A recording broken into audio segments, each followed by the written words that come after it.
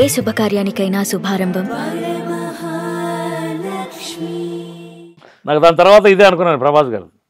అదే ఇది మారుతి గారు రాజ్యసభ అది కూడా చేస్తున్నారు. ఎవరు నేనా చేశాను రాజ్యసభ కూడా రాత్రి నిన్న మార్నింగ్ దాకా అదే కదా చేశాను. ఓకే రాజ్యసభ చేసాక మనవాడికి అసలు దొరకలేదు. నేను ఈ 10 రోజులు 10 నుంచి దొరకలేదు. అదే కానీ చాలా సూపర్గా ఉంటుంది రాజ్యసభ. కుదిరిందంటే ఎక్కడికో వెళ్ళిపోతుంది సినిమా.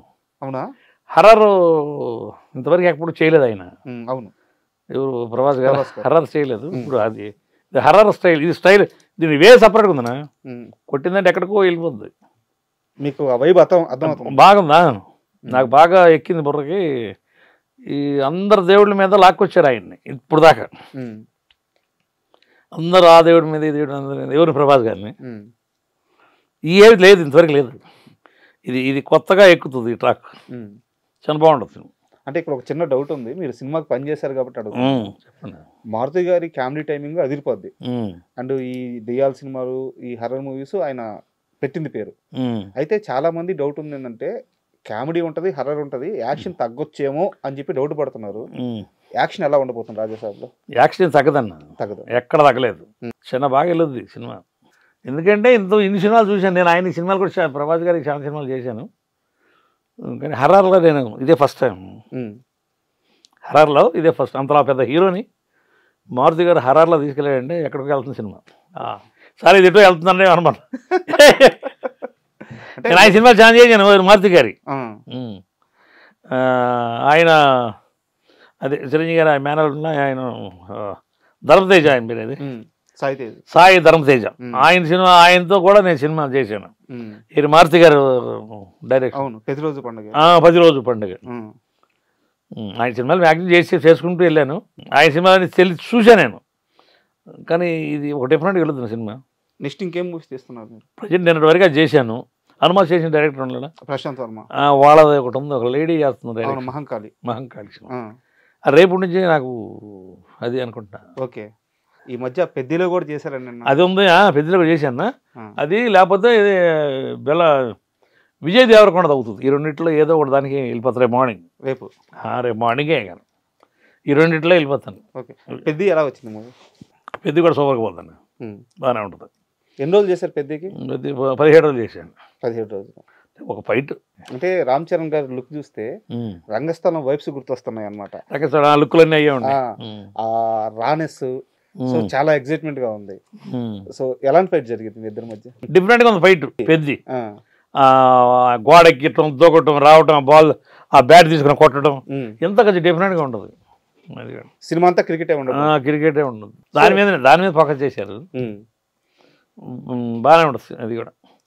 సో అంటే మీరు ఆ ఫైట్ వరకు బాగుంది, బ్రహ్మాండంగా వచ్చింది. చిరంజీవి గారు, నాగబాబు గారు, పవన్ కళ్యాణ్ గారు వీళ్ళందరితో ట్రావెల్ అయ్యారు. గట్టిగా మాట్లాడితే వీళ్ళందరికంటే ముందు వెంకటరామయ్య గారితో కూడా ట్రావెల్ అయ్యారు. మహానుభావుడు. ఆయన తర్వాత చరణ్తో ఎలా ఉండేది అనుబంధం? చరణ్తో కూడా చాలా బాగుంటాను నేను. రంగస్థలం నేను కూడా చేశాను కదా. రంగస్థలం ఆ ఊర్లో కొట్టుకుంటూ చరణ్ గారితో నాకు మంచి అనుకూలంగా ఉంటాను. ఏమంటారు మిమ్మల్ని? రామకృష్ణ గారు అంటారు బాగా అనుకూలంగా ఉంటాం, బాగా దగ్గరగా. అందుట్లో రంగస్థలం దగ్గరే ఇంకా బాగా దగ్గర అయిపోయాం. ఓకే, ఇంకా బాగా దగ్గర. చెప్పారా మీ తాతగారు ఇలా నాకు సాయం చేశారు? చెప్పాను. ఏమన్నారు? చాలా మంచివాడు ఆయన. మంచి ఏమో మాకు సరి కుదరలేదు, ఆయనకి మాకు లింక్. నీకు దొరికాడు కరెక్ట్గా ఆయన నవ్వుకున్నాడు కదా చెప్పి. ఆయన మాకు కరెక్ట్గా దొరకలేదు, ఆయన మీకు దొరికాడు అని చెప్పాను అన్నాడు. అన్న, మీ పర్సనల్ విషయానికి వస్తే ఇంకోటి, మీ లైఫ్లో కరోనా తర్వాత చాలా దారుణమైన జీవితాన్ని ఫేస్ చేయాల్సి వచ్చింది. పేదరికం అంటే గట్టిగా మాట్లాడితే ఒకానొక టైంలో తిండికి కూడా ఇబ్బంది పడ్డ క్షణాలు ఉన్నాయంట. అవును. ఎలా దాటారు ఆ పీరియడ్ని?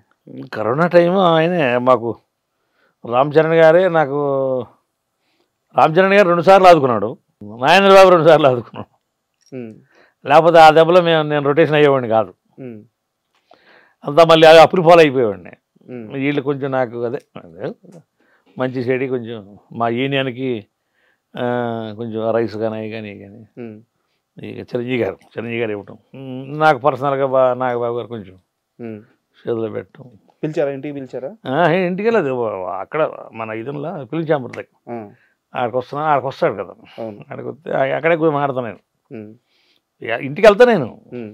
ఇంతకు ముందు వెళ్ళేవాడిని ఇంటికి, ఉమ్. మనం విజయ్ నాయక కొట్టాం. తర్వాత ఫిలిం ఛాంబర్ దగ్గరికి వెళ్ళినప్పుడు మాట్లాడతాడు. ఉమ్. నన్ను ఇదైతే ఆయన ఇటు అసలు ఆలోచిస్తాడు. కరోనా టైంలో మీరు ఇబ్బందుల్లో ఉన్నారు, ఆయన పిలిచారు లేదా మీరు కలిశారు, ఒక అమౌంట్ ఇచ్చారు, అమౌంట్ ఇచ్చాడు, మళ్ళీ పిలిచి కూడా మళ్ళీ ఇంకోసారి కూడా మళ్ళీ అమౌంట్ ఇచ్చాడు. అది ఎలా? అంటే ఒక 20 రోజులు ఆగామంటే మనం ముందు ఖర్చు తాగుతామని తెలుసు కదా వీళ్ళకి, ఈ నా కొడుకు తాగుతాడని అని మళ్ళీ ఇంట్లో అంటే పిల్లలు ఉన్నాం, మేము ఉన్నాం, ఇల్లు మళ్ళీ వెళ్తే మళ్ళీ ఒక ఆయన 3,000 ఇచ్చి 4,000 ఇచ్చాడు. 3,800 అంత ఇచ్చాడు. ఇంతవరకు నేను ఇవ్వటం కాదు కదా అసలు, ఆయన కూడా నన్ను కలిశాడు, కానీ నేను ఇవ్వటం కానీ ఇవ్వటం కానీ ఇంతవరకు ఏమనుకోలేదు అసలు. నాకు అరే ఆ దగ్గరికి వచ్చేసి ఒక బత్త రైస్, అదే రైస్ అయినా వేసుకెళ్ళాను అన్నాడు. ఆటోలో వేసుకొని రావడం జరిగింది. సూపర్. కరోనా ఆదుకున్నానులే. చిరంజీవి గారు చాలా కరోనా, చిరంజీవి మా ఈయనకే బియ్యం రైస్ వేసుకుని చాలా మంది వేశారు.